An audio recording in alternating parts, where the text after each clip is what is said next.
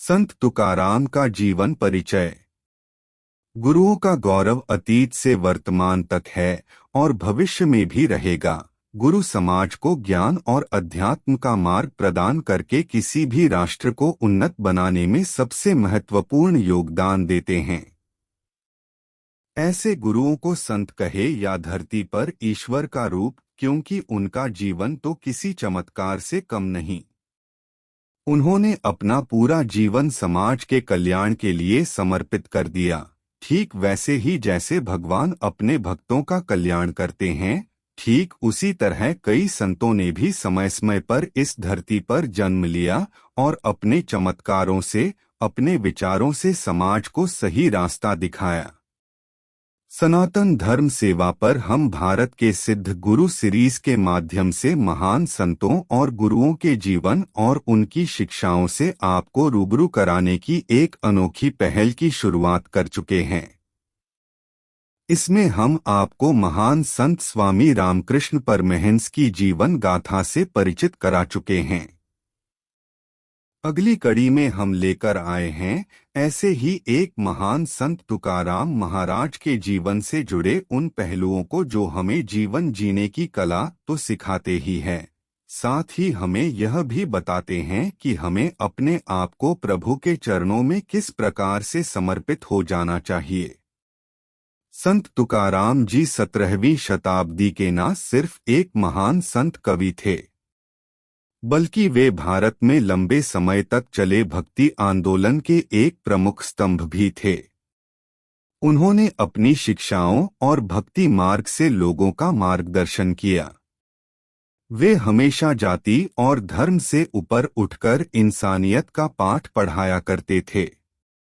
आइए जानते हैं मन को पुलकित कर देने वाली संत तुकाराम की पावन गाथा को।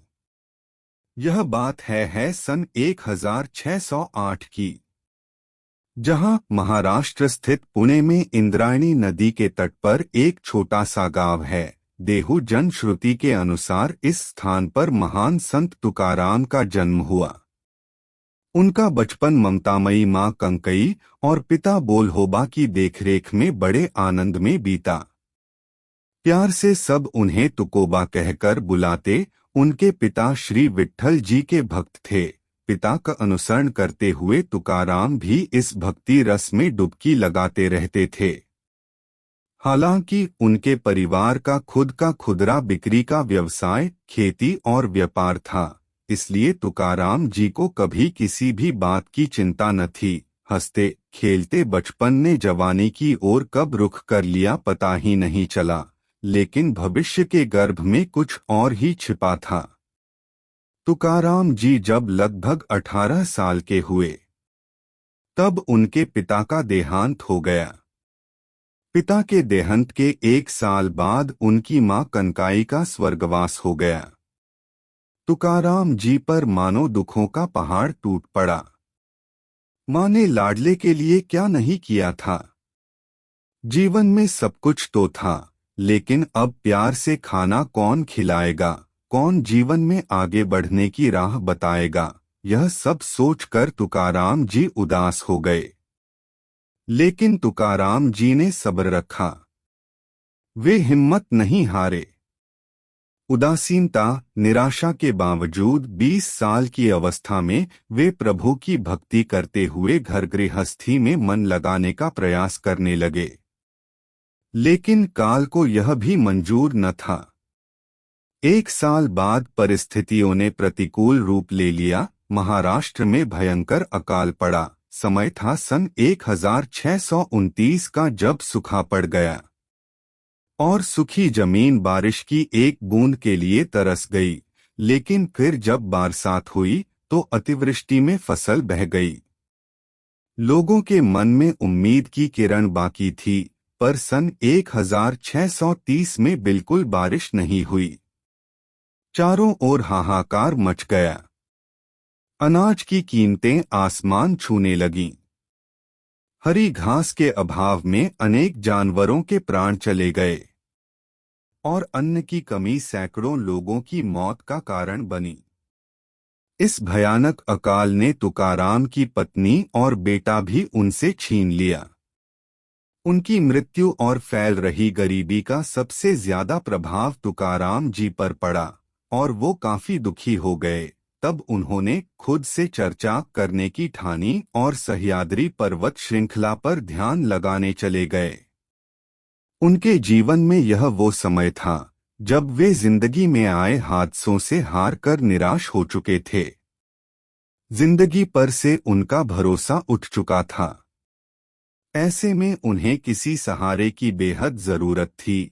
लौकिक सहारा तो किसी का था नहीं, सो श्री विट्ठल पर उन्होंने अपना सारा भार सौंप दिया और जीवन की नई शुरुआत की। तुकाराम जी ने दोबारा शादी की। उनकी दूसरी पत्नी अवलाई जीजाबाई बड़ी झगड़ालू किस्म की थी। वो दिन रात तुकाराम जी को ताने देती थी, लेकिन तुकाराम जी का मन श्री विट्ठल के भजन गाने में लगा रहता था। उनका मन और मस्तिष्क तो बस श्री विट्ठल पर लगा रहा।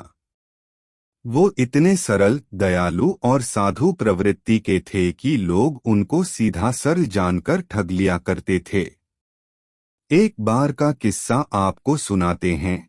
एक साल तुकाराम जी के खेतों में गन्ने की फसल काफी अच्छी हुई थी। तुकाराम गन्नों से लदी हुई बैलगाड़ी लेकर घर जा रहे थे, लेकिन रास्ते में बच्चे बूढ़े जो भी गन्ने मांगते तुकाराम उन्हें देते चलते। घर तक पहुंचते पहुंचते एक ही गन्ना बचा, तो गुस्से में जीजाई ने गन्ना तुकाराम जी की पीठ पर दे मारा। गन्ने के 2 टुकड़े हो गए। यह देखकर तुकाराम जी हंसते हुए जीजाई से बोले, ये लो, ईश्वर ने तुम्हारे और मेरे लिए गन्ने के 2 बराबर टुकड़े कर दिए हैं। जीजाबाई क्या कहती। क्षमा और प्रेम के अनंत सागर को देख पत्नी की आंखों से आंसू छलक पड़े। ऐसी ही सहनशीलता का एक दूसरा किस्सा आपको सुनाते हैं। जब तुकाराम जी कीर्तन सुनाते थे तो एक व्यक्ति उनकी सभा में रोज आया करता था। एक दिन तुकाराम की भैंस ने उस व्यक्ति के खेत को चर दिया। इस पर गुस्साए उस व्यक्ति ने तुकाराम को न केवल गालियां दी, बल्कि कांटों वाली छड़ी लेकर बहुत पीटा। लेकिन तुकाराम जी ने उफ तक नहीं किया। अब संध्या के समय जब वह व्यक्ति कीर्तन में नहीं पहुंचा, तो तुकाराम जी उसे स्नेहपूर्वक लेने चले गए। तो यह देख वो व्यक्ति बहुत शर्मिंदा हुआ और उनके पैरों पर गिरकर रोने लगा और क्षमा याचना करने लगा। समय बीतता गया। प्रभु के ध्यान में, भगवत भजन में, कीर्तन में या फिर कहीं एकांत ध्यान में तुकाराम जी रहने लगे। प्रातःकाल नित्य कर्म से निवृत्त होकर ये विट्ठल भगवान के मंदिर में जाते और वहीं पूजा पाठ और सेवा करते। फिर इंद्रायणी नदी के उस पार भागनाथ पर्वत पर एकांत स्थल में ज्ञानेश्वरी या एकनाथी भागवत का पारायण करते और दिन भर हरिनाम स्मरण करते। शाम होने पर गांव में हरि कीर्तन सुनते, जिसमें आधी रात बीत जाती। समय बीतने के साथ ही इनके घर में मौजूद श्री विट्ठल जी का मंदिर, जो श्री विश्वंभर बाबा द्वारा बनवाया हुआ था, जीर्ण शीर्ण हो गया था। उसकी इन्होंने अपने हाथों से मरम्मत की। इस तरह अनेक साधनों के फलस्वरूप तुकाराम जी का मन अखंड नाम के स्मरण में लीन होने लगा। भगवत कृपा से कीर्तन करते समय इनके मुख से अभंग वाणी निकलने लगी। बड़े बड़े विद्वान ब्राह्मण और साधु संत इनकी प्रकांड ज्ञानमयी कविताओं को देखकर इनके चरणों में नत होने लगे। पुणे से 100 मील दूर बाधोली नामक स्थान में एक वेदांत के विद्वान पंडित रामेश्वर भट्ट रहते थे। उनको तुकाराम जैसे शूद्र जाति वाले के मुख से मराठी अभंग निकले और ब्राह्मण वर्णों के लोग इन्हें संत जानकर माने पूजे। यह बात उन्हें जरा भी पसंद न आई। उन्होंने देहू के हाकिम तुकाराम जी को देहू छोड़कर कहीं चले जाने की आज्ञा दिलाई। इस पर तुकाराम जी पंडित रामेश्वर भट्ट के पास गए और उनसे बोले, मेरे मुख से जो अभंग निकलते हैं सो भगवान पांडुरंग की आज्ञा से ही निकलते हैं। आप ब्राह्मण है, ईश्वरवत है, आपकी आज्ञा है तो मैं अभंग बनाना छोड़ दूंगा, पर जो अभंग बन चुके हैं और जो लिखे रखे हैं उनका क्या करूं? भट्ट जी ने कहा, उन्हें नदी में बहा दो। ब्राह्मण की आज्ञा स्वीकार्य कर साधु प्रवृत्ति के तुकाराम जी ने देहू लौटकर अभंग की सारी बहिया इंद्रायणी नदी में बहा दी और श्री विट्ठलनाथ मंदिर के सामने एक शिला पर बैठकर रोने लगे। कहने लगे, या तो भगवान ही मिलेंगे या इस जीवन का अंत होगा। इस प्रकार हठीले या तो भगवान ही मिलेंगे या इस जीवन का अंत होगा। इस प्रकार हठीले भक्त तुकाराम जी श्री पांडुरंग के साक्षात दर्शन की लालसा लगाए उस शिला पर 13 दिनों तक बिना कुछ खाए पिए बैठे रहे। आखिर में उनके इस तप को देखकर 14वें दिन भगवान श्री विट्ठल को खुद प्रकट होना पड़ा। भगवान ने उन्हें आशीर्वाद देते हुए उनकी पोथियां उन्हें सौंप दी। जब इस घटना का पता रामेश्वर भट्ट को चला तो वो भी तुकाराम जी के शिष्य बन गए।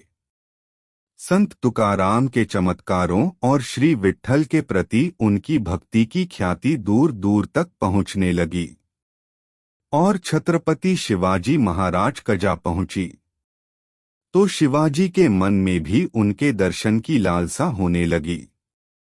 महाराज शिवाजी संत तुकाराम जी के दर्शन करने के लिए उनकी कीर्तन सभा में आए पहुंचे, लेकिन यहाँ कुछ मुसलमान सैनिक बादशाह की आज्ञा से शिवाजी को धरपकड़ने पहुंच गए।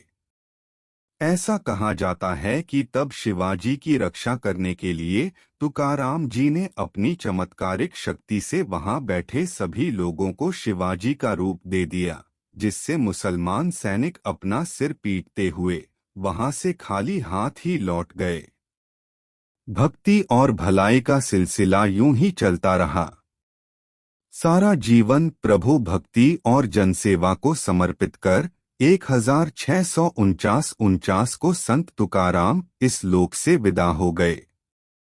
उनका मृत शरीर किसी ने नहीं देखा। कई लोगों का मानना है कि वह मरे ही नहीं, भगवान स्वयं उन्हें देह सहित विमान में बैठकर अपने वैकुंठ धाम ले गए।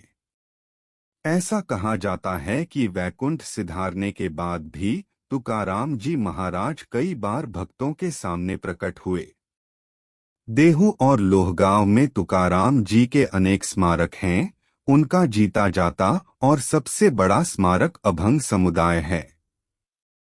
4000 अभंगों के माध्यम से हरिभक्ति की प्रेरणा देने वाले इस संत की स्मृति में उनके गांव देहू में हर साल विशाल मेला लगता है। आज भी लोग उनके कीर्तन के माध्यम से श्री विट्ठल का ध्यान करते हैं। आषाढ़ी एकादशी को उनके गांव देहू से पंढरपुर तक तुकाराम जी की पालकी ले जाई जाती है। दुनियादारी निभाते हुए एक आम आदमी किस प्रकार से संत बन गए और हमें यह सीख दे गए कि मनुष्य को जाति या धर्म के मतभेद से उठाकर प्रभु भक्ति और सदाचार के बल पर अपना जीवन व्यतीत करना चाहिए। आइए हम भी संत तुकाराम की तरह भगवान की भक्ति में लीन हो जाएं और अपने जीवन को एक नई दिशा प्रदान करें, भटकते हुए कदमों को भक्ति का सहारा दें। सनातन धर्म सेवा पर भारत के सिद्ध गुरु सीरीज में अभी आपने संत तुकाराम के जीवन की कुछ खास पहलुओं के बारे में जाना। आज के लिए इतना ही। अगली कड़ी में हम आपके सामने पुनः उपस्थित होंगे एक और संत की जीवन गाथा के साथ। तब के लिए दीजिए हमें इजाजत। जय गुरुदेव।